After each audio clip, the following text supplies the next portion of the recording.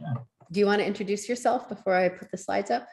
Yeah, sure. Hi, everyone. I'm Dawson Lang. I'm a senior here at the Colorado School of Mines studying engineering physics with a minor in teaching. But yeah, I'm really excited about this program. A couple of the other things that I do on campus, I'm an RA on campus, president for club baseball, do undergraduate research, help with admissions, and also part of Sigma Pi Sigma. So really involved and really want to just help out. Yeah. And Dawson does lots of student presentations for us. So let me grab my slides and then I can share my screen.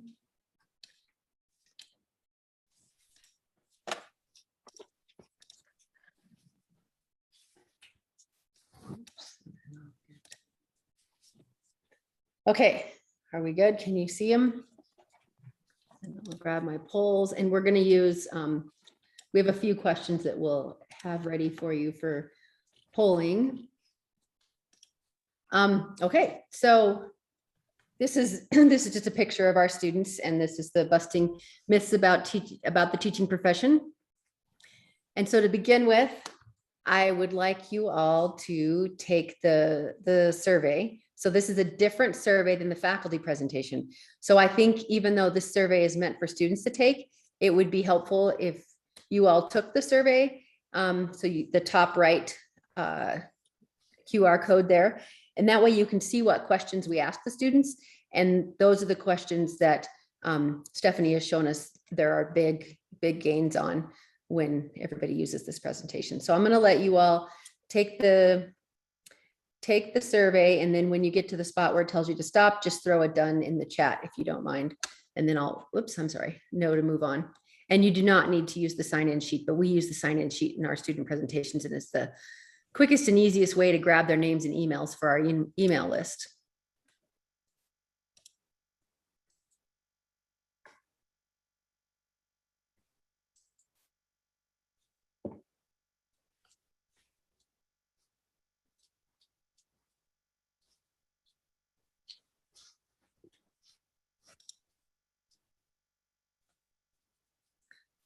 Oh yeah, I'll try to put the URL here in the chat. I'm sorry. My goodness, where's the chat now? I lost it.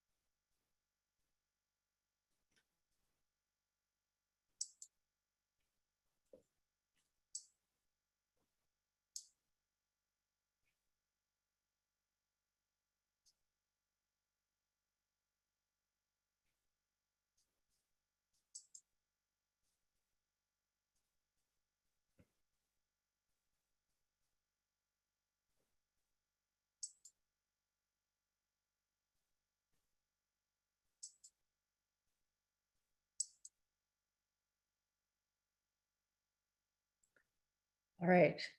Is anyone still working on the pre-post or on the pre-test? No? Are we good to move on? Mhm. Okay, great. Dawson, I'll let you take it away. Hi, everyone. I'd just like to start off to say our mission here is to inspire young minds and inspire students to teach science, math, or computer science.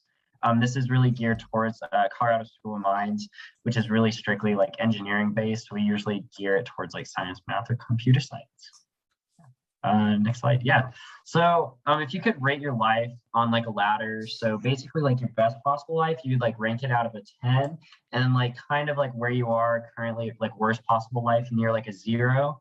On which step of the ladder would you say you personally feel like you stand at this time? You don't have to share out this information. You can kind of just keep that within yourself and just kind of have that to think about. And then with the next slide, we will be looking at which step do you see yourself standing on in 5 years from now? So is it improving? Is it going up, especially with a lot of students getting their degrees within that time, going into research, finding different job positions? Where do you see yourself 5 years from now? Yeah. And then with the next slide. So there's a national survey conducted that was through Gallup. It was about 180,000 participants with a lot of different jobs within the United States.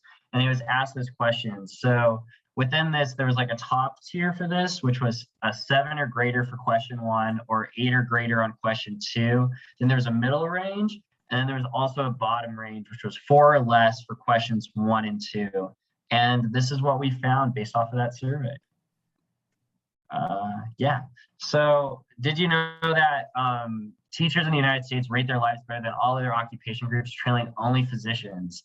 So the percentage shown here is the percentage of respondents ranking their lives at the top tier of the ladder minus the percentage ranking their lives at the bottom tier of the ladder. So as you can see, physicians are really high. Teachers are second, right below them. And then professional, that's usually geared towards engineers, different things like that. And then it just kind of goes down from there. Is anyone kind of surprised by the statistic? So that's what I usually use in the student presentation, and usually undergraduates are super surprised by this. I bet since y'all are working on it, y'all know a lot of this information. But yeah, that's the problem. You've got a bunch of ringers here, but that's okay. Just pretend you've got students here. It'll work. that's awesome. But yeah, so why do y'all think that teachers rate their lives so highly compared to other professions? Y'all can actually respond.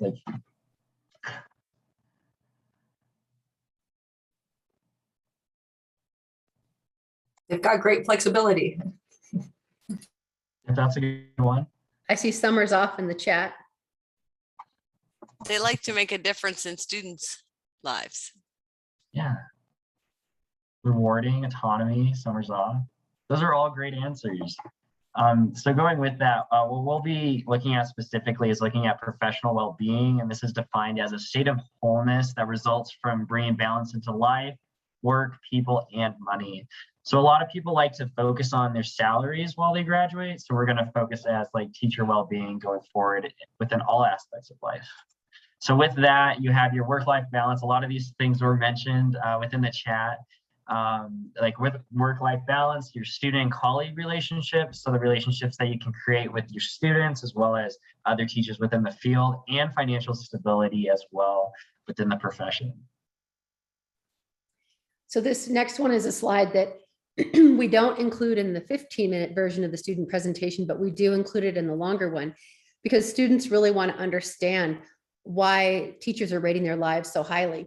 And so Gallup has theorized some reasons that they think, and so they have actually 5 different things that they measure when they do teacher well-being, not just or well-being in general, not just the question about the ladder, but they also have questions about emotional health, healthy behaviors, access to basic necessities, physical health, and work environment. So Gallup thinks that that's kind of what goes into somebody's well-being. But what do you guys, do you think there's other things that might go into somebody's measure of where they would rate themselves on that ladder? As you thought to yourself about the ladder, what kinds of things do you think somebody would consider when trying to decide which step they're on?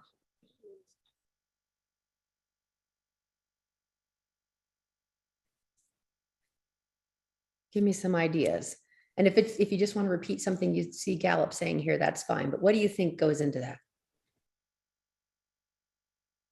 Sense of fulfillment, making a difference. I see that in the chat. Feeling happy. Yeah, just a general feeling. How do you feel? I've seen people put in some other ideas. This is sort of a list that I've been compiling as people offer me ideas during presentations, but maybe a sense of meaning in our lives. Financial stability. Here somebody has a note, feeling like work makes a difference. And I think that might fall under sense of meaning in our lives, maybe, or maybe it'd be another one. Leisure time, intellectual and emotionally stimulating work, your schedule, quality of it, and the predictability of it. Opportunity to learn new skills and knowledge, relationships. I think all those things also could be added. They all could have, all can contribute to just how we feel at the time when we're rating ourselves. So what we're going to do today is we're going to try to unpack some of the things about the teaching profession that might help explain why teachers are rating their lives so highly. So here's what we did is I wanted to get a sense of it. So I had a teacher advisory group. And so I just asked them, I said, here's a stack of 3x5 cards. Please anonymously just write on them what makes your life, your day-to-day at school, what makes your day-to-day satisfying? Because I wanted to know what it was about their actual work environment, not their whole life, but their work environment that made it satisfying.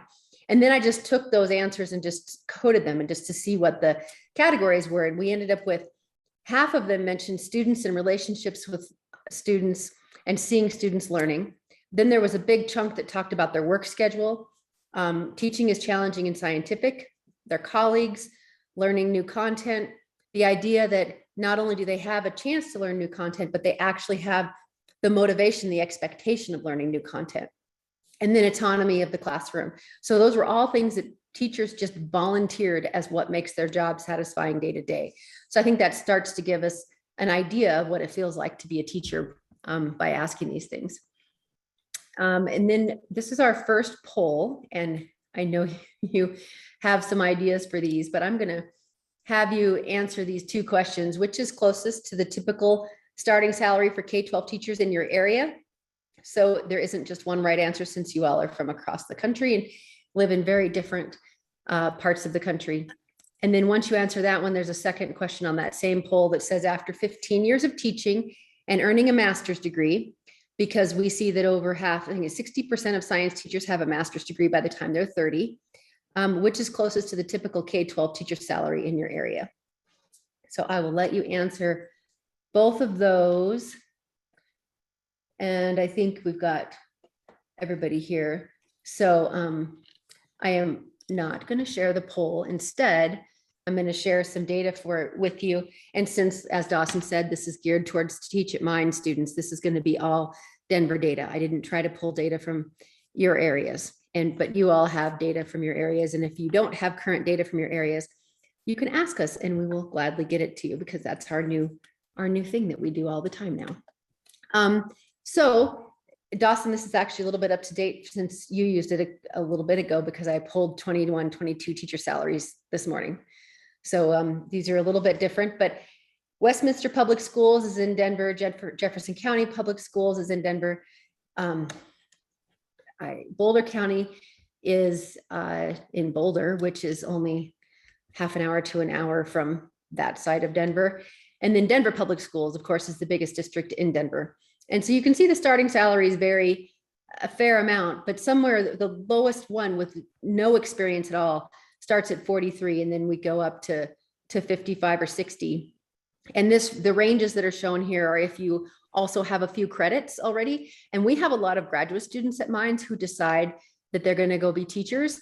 And so they actually already have quite a few graduate credits.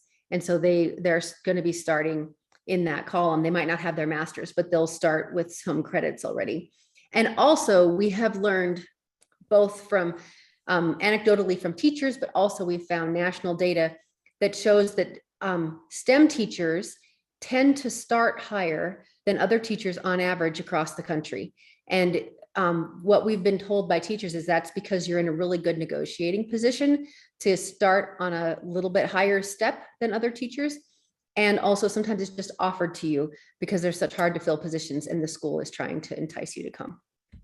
Then after 5 years of teaching, if you still just have a bachelor's degree, you can see that there are regular raises that you can, you're going to get when you start your job, and you know what you're going to get paid 5 years down the road.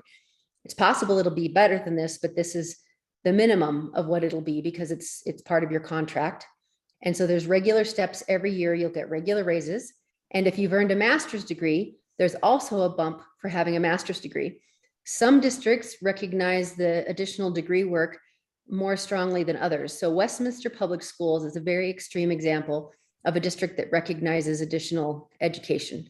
They very much, and Boulder County Schools also really appreciate the extra education. So you can see big jumps in those two districts. The other two districts have small jumps for earning the master's. And then after 15 years of experience, you can see that these mid-career, we consider 15 years about mid-career teacher salaries, again, pretty wide range, but between 80 and 115,000. And so that gives you some idea of what you'll be making if you stay in the classroom. And I've decided I'm going to add a slide to this, Dawson, that also has principal salaries, because people are we're always having some people who are interested in becoming a principal. And I think it's only fair that we show them that too. And it's surprising. And then you'll notice at the top, we have annualized salaries, because teacher salaries, this is the base contract for teachers. So teachers have flexible summers. Their contract is usually between 183 and 190-ish days a year. And so, you know, if you just wanted, just out of interest, if you wanted to know what this worked out to, if you were able to make the same amount all year long, 50,000 annualized is 67,000, 100,000 annualized is 133. Now you'll notice it said extra pay at the bottom of my salary schedule. That's because teachers actually make additional money for the things that they do, like sponsoring a club or coaching a sport. So did you know that teachers get paid an additional $1,000 to $8,000 per year for optional activities like coaching, running after school clubs, and tutoring? And this range is the national average for 25th to 75th percentile. But I know teachers who do multiple sports, or they do several different things, and they'll make $12,000 or $15,000 a year extra by doing those things. All right, and then as a comparison, this is data on typical starting salaries for a whole range of careers. And I bolded the ones here that you might go into. So engineering, mathematics, physics, chemistry, and biology. And the teaching number here is the amount that we've found from all of our data mining work, and also the National Center for Educational Statistics. And so you can see the starting salary range is kind of wide, but you saw that on the Denver salaries too. Those are the typical starting salaries across the country. And then you can see what physicists, their first year, are going to make, mathematicians, engineering. Computer science is in its own little category there. So it's a little bit higher, but you can see that teaching is pretty reasonable. It's pretty equivalent to a lot of these degrees. And it's the only thing on this chart that is only a 9-month contract. There is nothing else on this table that is anything but a 12-month contract. So I think that's very important to note. Now, another thing that you can look at, a lot of you might be thinking about teaching, but you haven't decided if you want to teach college, or if you want to teach high school or middle school or even elementary school. And so here's a comparison of grade 7 through 12 teaching to a college teaching faculty. And so a teaching faculty is somebody, so if you're at Mines, it's going to be somebody like Christine Callan or Renee Falconer. You know a lot of these people on campus, and their primary job is to teach. They don't also do a bunch of research. And so these type of faculty are the closest thing to, you know, a K-12 teacher. If you want to focus on teaching, this is a job you could get. And so we've got 2-year colleges, that's the TYC, departments that grant masters, and departments that grant PhDs. And so one thing in universities is the amount of pay that you receive as a faculty really depends on the highest degree offered by your department. That's just an academic thing. And so we can look at our grade 7 through 12 teacher in year one, which by the way, they're probably 22 to 24 years old there, compared to year one for these college faculty, they all have PhDs. And so they're probably 27 to 30 years old on year one. And we can then also look at their mid-career salary. So you can see, especially at mid-career, the grade 7 through 12 teacher, also at mid-career, they're not 40 yet. And the college faculty, 15 years after they get a PhD and they find a faculty position, they're in their mid-40s. So this is an interesting comparison too. All right, Dawson. Yeah, alongside with that, did you know that most teaching jobs have better retirement benefits than other jobs that you can get with the same degree? Something that's also unique is that teachers in the United States usually retire earlier than other professions. So usually retire at the age of 59 compared to the age of 63 for all other occupations. So one of the specific retirement benefits, this is specific for Colorado. I know for a lot of other states, they don't always have these type of benefits. But for Colorado, we have PARA, which is a pension plan. And with this, if you teach for 35 years, you can get 87.5% of your highest annual income.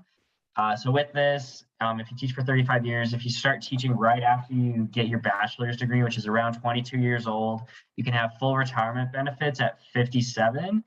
And then with that, I always like to state with students and make math easy. Just assume that you made $100,000 is your highest annual income. While you're retired, you'll be making $87,500. But that's while you're retired through the pension.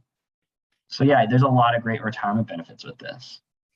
So this is a slide we only use if it's the longer presentation. So that's why I'm jumping in the middle of Dawson's normal spiel here about retirement. But I like to ask this clicker question. So it is actually animated on purpose. So how does this PARA pension plan compare to the value to the typical industry 401k? So in industry, you typically get a 401k where you put money into a retirement plan, and sometimes your employer also contributes to that. That's different than a pension plan, where a pension plan, you know how much you're going to receive once you retire. So it's a different type. How do you think it compares? Do you think that PARA is less valuable by about $10,000 per year, or more valuable by about $10,000 per year, or somewhere in between there? Maybe it's less valuable by 5, maybe it's equivalent. So I'm going to launch this poll and I will let you answer.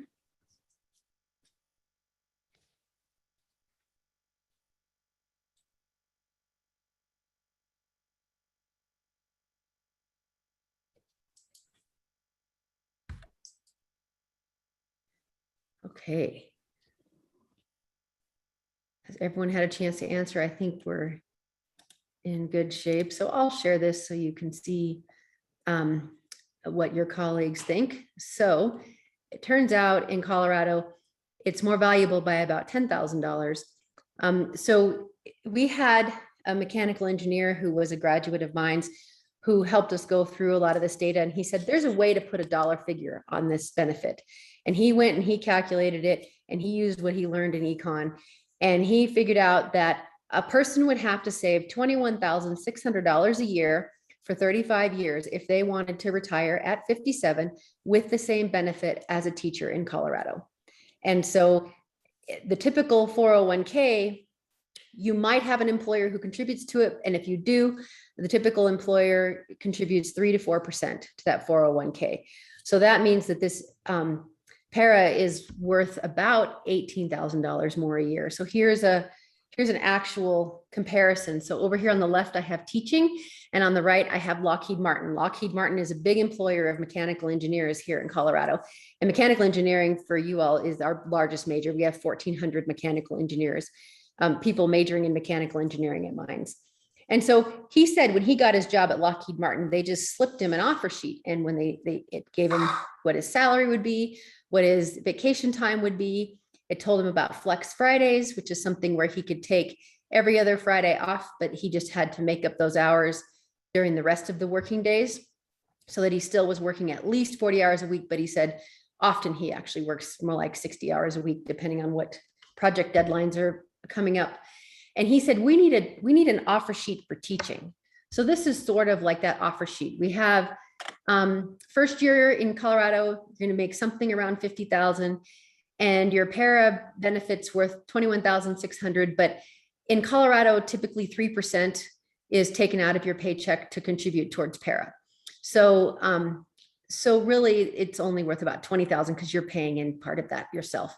So that means your salary is equivalent to about 70. And if you compared that to the mechanical engineer at Lockheed Martin right now starts at about 67,000. And then Lockheed Martin contributes 4% of your salary towards your 401k. So they're contributing another 3,000. And so that means your starting salary is about 70 there. So they look awfully similar. And that teaching job is a 9-month position. Then at mid-career in Colorado, teachers are making about 100,000. At Lockheed Martin, a mechanical engineer who doesn't go on to get an advanced degree or doesn't become a manager is going to be making about 96,000 a year, plus still that 4% contribution. The Colorado teacher is making 100,000, and they still have the same pension benefit, but 3% is a larger amount of money now. So that's benefits worth a little bit less. And so you can see, you can do just fine teaching when you compare your salary to an engineer. And I just saw a big salary study that Drew actually sent it to me, and they followed people who had a teaching certification, and they looked at people who did STEM careers outside of teaching compared to those that are teachers. And the majority of the teachers were making more money than the people who got jobs outside of STEM, even at mid-career. They did 10 years. They followed them for 10 years, so almost mid-career. So, so teachers do just fine. We want teachers to get paid more, and we're always working to help teachers get paid more, but you can be comfortable being a teacher. And also you have fewer days on contract. You have above average health insurance. It's usually a better plan, and usually your employer covers more than a private industry employer, and you can retire earlier. Dawson. Also, did you know that there are student loan forgiveness programs and scholarships for math and science teachers? With this, like the average federal loan forgiveness program can be about $17,500 for going into teaching. Some examples of this is the direct/FFEL forgiveness loan. This is about $17,500.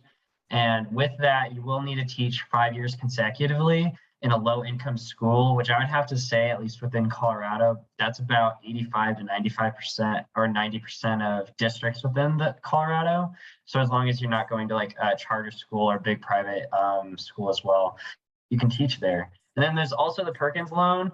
We tried looking into this. So far, I think it's still being provided, but because it's 100% loan forgiveness, they're debating on just canceling this. So we usually tell students about that so that if they try to look into it, make sure that it's still going. But with the Perkins loan, for 1 year of teaching within a low income school, you get 15% of your student loans forgiven. And then after year 2, you get another 15%, year 3, 20, year 4, 20. And then after your 5th year, you have all your loans forgiven as well. With that, there's also more information on the federal student aid website as well. I'd have to say that I got the Noise scholarship, which actually helped me out a lot. So I get about $10,000 per semester, and I'm going to have to teach for 2 years after I graduate. But with the Noise scholarship and being an RA on campus, I actually don't have any student debt after I graduate, which is super awesome. And with that, all I need to do is teach for 2 years after I graduate, and I'm actually really excited, and I wanted to do that anyway. So I was very fortunate to get the Noise scholarship. So there's a lot of different loan forgiveness and grants out there besides the ones that are stated within this slide. And then Dawson, I added this morning, so you don't know about this, but this is a new program that Colorado just started. And Drew, actually, I had heard about it, but it was frozen in time because of COVID. The state pulled money from every pot they possibly could, so this didn't happen. But it does say that they are going to do it now. And so applications will be open in December, and it's $5,000 per year for up to 5 years. And you have to work in a Colorado public school, but you can be a teacher, but you can also be an administrator or a special service provider. And you have to work either in a rural school district or a content shortage area, and math and science are content shortage areas. You have to have a Colorado license endorsed in the subject that you're teaching in. And your student loans have to incurred as part of your education prep program or the degree that is in your subject area that you're teaching. And first preference goes to rural districts, followed by people in content shortage areas. And you can do this up to 5 years. So this is another $25,000 potentially if you're a math or science teacher and you teach in Colorado and you teach in your subject area. Also, Denver Public Schools does $1,000 a year for up to 6 years. So there's another $6,000 there. And that is guaranteed if you're a teacher at Denver Public Schools. I haven't looked at some of the other districts, but there's a lot of, and if you want to teach outside of Colorado, there's a lot of states that have different opportunities and different districts that have different opportunities in addition to the 17,500 we saw on the previous slide. Also, in addition to that, did you know that you can get a job almost anywhere in the United States or abroad as a science or math teacher? There's actually a very high need for science and math teachers within the United States and internationally as well. Did you look at this one enough? Do you want to do it or do you want me to do it? Yeah, I can go with it. Yeah. Okay. So with this, that we actually have like a shortage of qualified teachers within the United States. So this is like a scale of like 1 to 5 rating the shortage in each area. And chemistry, mathematics, and physics are rated really highly. I think some of the other there are a couple others, but that's usually with deaf and blind and different students like that. But chemistry, mathematics, and physics are really high needs. So a lot of school districts will even pay stipends, like we mentioned earlier, to have chemistry, math, and physics professionals come in and teach their classes. And I've had students ask me why there's such a shortage in these areas. And I think you can kind of see it if you look at the fact that there are schools all around us in every single town, in every single city, and they all need multiple math teachers and science teachers. But there's only a few colleges and universities, and the colleges and universities are just not graduating enough physics majors, chemistry majors, and math majors to fill all of the needs for teachers. And so that's why it's such a shortage area, because we need so many teachers, because we need teachers in every single school. And we need those teachers to have a degree in the field to be able to give a quality preparation to students. And so that's why you can actually get a job pretty much anywhere in the country that you decide. And abroad, as Dawson said, there are jobs to teach math and science if you're certified as a US teacher, because there are so many people who live abroad short term and they want their kids to get the US curriculum so that it's more seamless for them to go live abroad for a year or two and then come back to the US and just keep going with their schooling. So there's opportunities all over the world to teach math and science. Yeah, so in summary, summary of teacher benefits, teachers in the United States rate their lives better than all other occupation groups, trailing only physicians. The starting salary pay, this is within like the Denver area, but it's generally around about $50,000, which is on a 9-month salary compared to like a 12-month salary with most other careers. Also, mid-career pay within the Denver area is about $85,000 to $115,000 on a 9-month salary.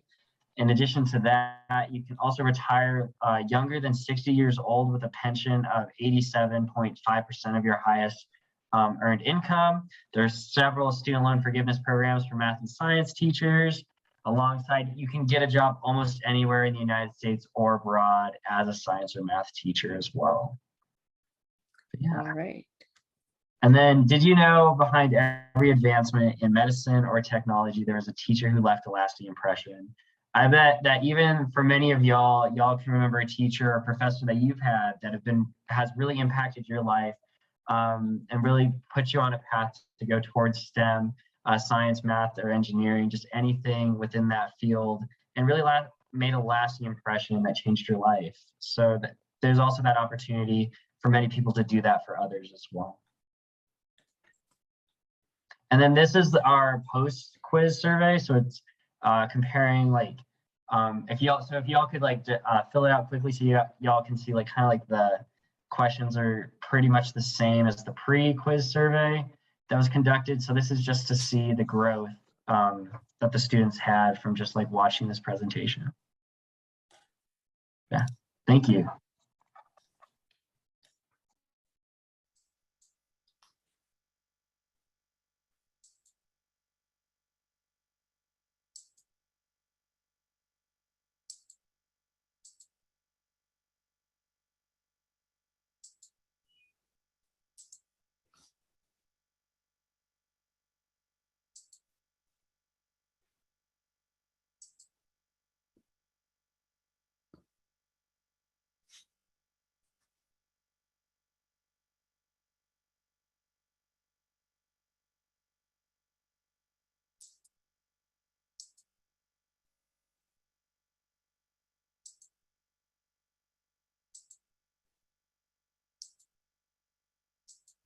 And when you're done, you can throw the done in the chat. That'd be great.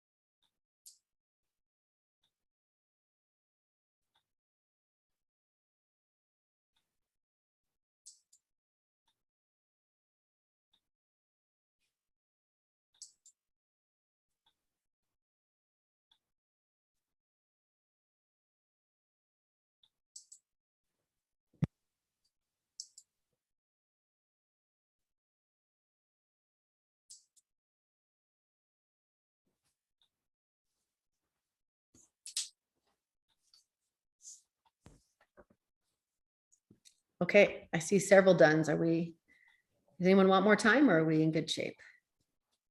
I know Amy said hers is loading slowly, so she said she'll be behind. Okay, so Dawson, I'll let you talk about these quickly. Just tell me when to advance. Yeah, so these are just like specific things for Colorado School of Mines here. So becoming a teacher, this is what Teach of Mines offers. We offer courses advising, a minor as well that just got recently approved, and then also a degree in engineering with a STEM teaching focus as well. So all of these slides that come after are usually geared towards the students. So these are the courses that are provided specific for mines. These are the spring courses. These are all the courses needed for the minor in teaching. These are just all the courses that are listed there. These are different ways to get licensed. Currently, you can't get licensed through Colorado School of Mines. So here are the several options that are used within the area. And then we usually also provide like the QR codes for our website for Teach at Mines and then advising for students as well. And then we give our contact information so that they can email us if they have any other questions about becoming a teacher. And then we talk about, we have a student organization here at Mines. I'm the president for this. It's super fun. We do a lot of outreach, have alumni that have graduated from Mines that talk about their experience of getting degrees within engineering and going into teaching. So we include that within the slide. And then we just like wrap it up. We kind of finish it off with another opportunity for people to get the QR codes for the website and advising if they didn't get it earlier. Yep, and that's it. So I will stop sharing so you all can ask us questions. One reason I wanted Dawson to come is because I don't have, it looks like Tim has to leave. By Tim. I don't have time to be able to go do all the opportunities we have for student presentations. We have opportunities with admissions with prospective students, then accepted students. Then we have opportunities with student life at the beginning of the semester for the incoming students. We just did a big study that I'll show you and talk to you about here in a few minutes. Also, that was an opportunity to do presentations. Dawson presented to 570 people over 3 days. So yeah, he had to tell them to quiet down a couple times. So any questions you have for him, we've been able to find somebody who can help us do this. Dawson's our third, I guess, student leader on doing this kind of thing. So even though he seems like he's one of a kind, which he is, he's not the only person out there able to do it. So it's something that you can do, is find someone who can help you do these. And I think it's nice for the students to hear from somebody who's doing the coursework and involved and can answer, like, you know, totally personal questions about, yeah, this is why I decided to do this, or this is what it's like for me, or that sort of thing. So yeah, if you guys have any questions for the presentation or for Dawson or for, I know we're supposed to take a break, but I wanted to, Glenn, how did you get this down to 2 minutes which is all we have. I'll show you that after the break. Glenn, I don't have those ready yet right now. We normally do this in 15 plus then the Teach It Mind slides. We normally fit this within a half an hour with questions in the pre-post. We try really hard to have students for at least half an hour, and we've been able to negotiate that with most opportunities. But at the beginning of class, I have some different solutions for you.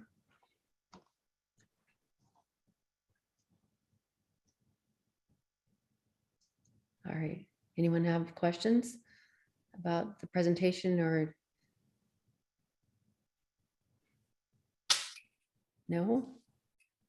I'm really interested in getting a list of the opportunities that you say that you have to make these presentations, say at the beginning of the school year, maybe with admissions or with something else, because I like to pass that along to our teacher preparation program.